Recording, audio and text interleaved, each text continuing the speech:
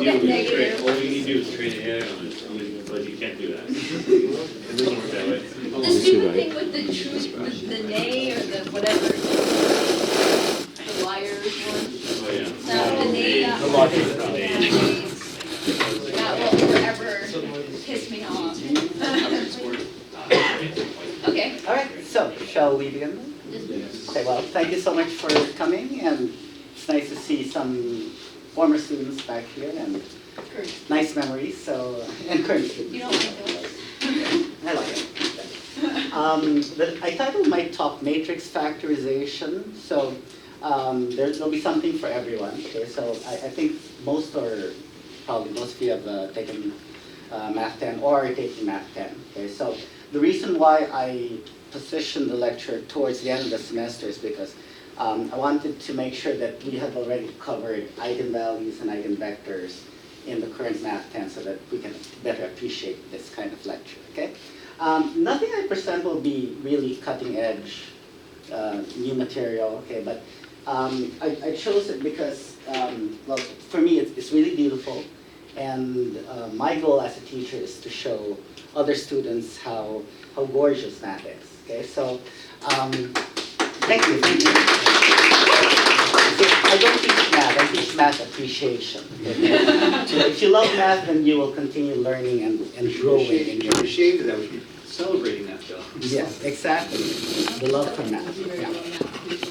Yeah. So I'm going to start with a special kind of square matrix, which most of you probably know, and they're the symmetric matrices. Okay.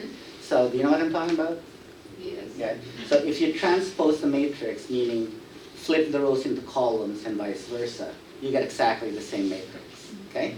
So if I have a 2 by 2, okay, how many distinct numbers will a symmetric 2 by 2 matrix have? 2. Just 2? 3. Okay, so what would you like on this first entry? 1, 2, 3. Let's make it more interesting. 4, 5, 6. 4. 4, okay. You want to put 19? Okay, fine. So if that's a 19, then that has to be a 19 also. Okay, what do you want the last number to be? 9. 9? Okay.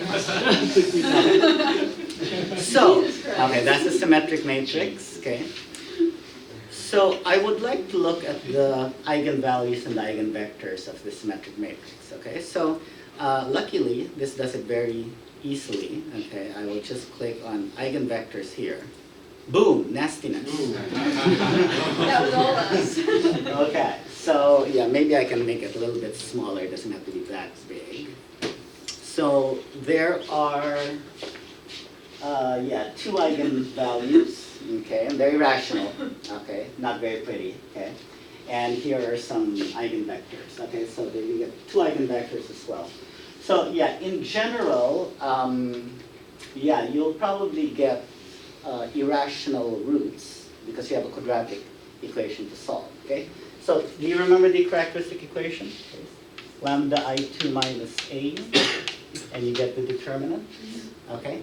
So you have lambda, and if A is just A, B, C, D, then you'll get lambda minus A, minus B, minus C, lambda minus B, okay?